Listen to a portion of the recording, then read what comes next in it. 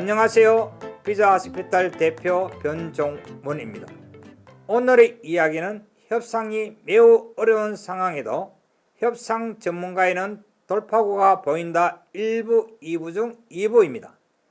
1부에서는 한국 C기업의 협상자가 에코스트 문제로 고민하는 상황이었습니다. 2부는 대안입니다.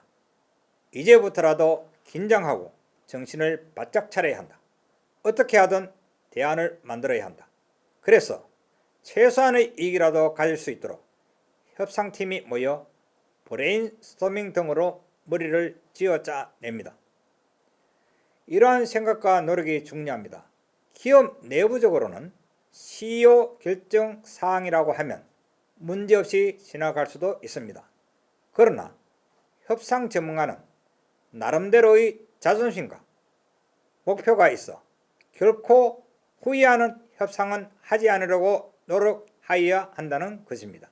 협상은 다시 시작됩니다. 한국 C기업이 먼저 얘기합니다. 설비 및 기술 지원 수출 금액은 다음 내용으로 산출합니다. 설비 프라이스는 설비 구입가 플러스 운반 등 제반 비용 플러스 수출 위한 관련 인건비 및 비용 플러스 이익입니다. 기술 지원 프라이스는 지원 인력의 인건비 플러스 직접 비용으로 파견수당, 출장비 등 제반 비용 약 20가지 플러스 수출 위한 관련 인건비 및 비용 플러스 이익입니다.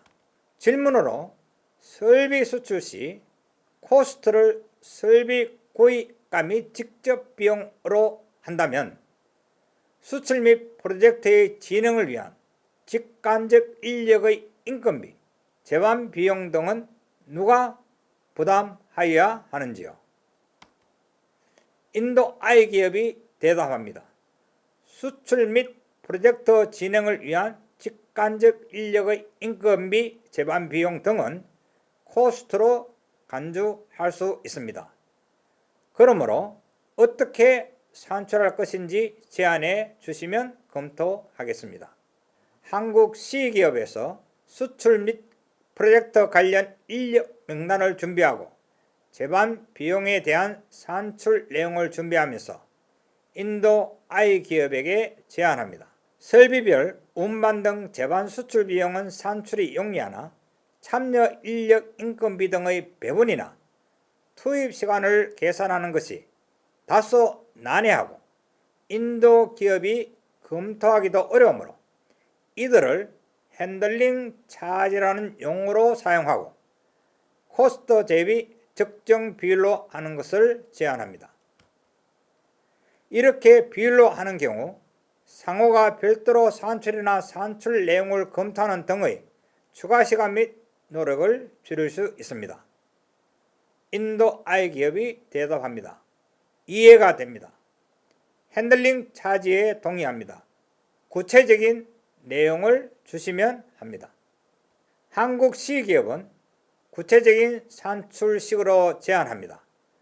프라이스는 설비 등 코스트 플러스 직접 경비 플러스 핸들링 차지로 하고 핸들링 차지는 코스트 곱하기 갈로 퍼센트로 하면 어떨까 합니다. 이 경우 인도 I기업이 요청 시 코스트 및 직접 경비 내용을 제공하기 용이합니다. 미국 A기업이 얘기합니다. 그러면 핸들링 차지를 코스트의 몇 퍼센트로 하기를 희망하는지 제안하여 주세요. 한국 C기업 감사합니다. 합당한 비율을 산출하여 준비하겠습니다. 한국 기업의 속마음입니다. 실제 직간접 인건비 등 산출에 필요한 시간이나 노력도 불필요하고 비율만 잘 합의되면 소액의 이익도 붙일 수 있겠다. 한국 C기업은 본 프로젝트에 필요한 핸들링 차지 산출을 합니다. 이제 핸들링 차지를 어떻게 제한하느냐 하는 것이 중요합니다. 실제 산출된 비율보다 높으면 이익이 발생될 수 있는 상황입니다. 그러나 너무 높으면 인도 I 기업이 동의하지 않을 것입니다. 합당한 비율의 산출을 위해 현재의 상호 상황을 분석합니다. 긍정적인 측면은 한국 C기업의 이익을 얻도록 한 만큼 인도 I기업 입장에서는 액코스트로 이미 많은 프로젝트 투자비를 줄였다고 생각하고 있어 다소 마음의 여유가 있을 것이다. 부정적인 측면은 비율이 다소 높다고 판단되면 비율 대신 산출 방법으로 하고자 할 것이므로 리스크가 있다고 판단하였습니다. 이후 한국 C기업은 핸들링 차지를 아마 코스트의 7%로 제한한 것으로 기억됩니다. 프로젝트 규모가 크므로 7%면 프로젝트 투자비에는 큰 영향이 없으면서 작은 이익이지만 이익을 가질 수 있다고 판단한 것입니다. 난감한 문제가 발생되었지만 핸들링 차지라는 용어를 대안으로 어려운 난관을 극복한 사례입니다. 목적 달성을 위해 노력을 거듭하여 설득한 인도 I기업의 지배함도 배워야 하는 협상 자세입니다. 대안의 준비를 위한 팁입니다. 대안 준비를 위해 협상이 지연되는 것은 바람직하지 않습니다. 그러므로 대안 준비에 시간이 필요한 경우 다음 방법으로 시간을 벌어야 합니다. 본사와 협의 중입니다.